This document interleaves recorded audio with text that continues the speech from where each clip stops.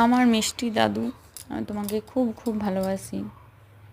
আমার দাদু আমাদেরকে এত ভালোবাসেন, সেটা মুখে বলে প্রকাশ করা যাবে না।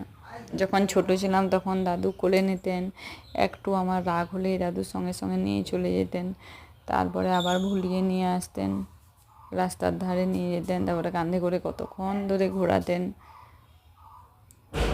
আবার দাদুর মাথা টিপে দেওয়া, মানে দাদু আমাদের মাথা টিপে দিতেন ছোটোবেলাতেই, আমাদের সাথে খেলতেন, মজা করতেন, আমাদের সবাইকে খুব ভালোবাসতেন। আর দাদুর শরীরটা একটু খারাপ ছিল, তার জন্য আমার খুব মন খারাপ লাগছিল। অনেক দিন পরে আমি বাড়ি এসেছি, তারপরে দাদুর সাথে একটু গল্প করছি, খুব ভালো লাগছে।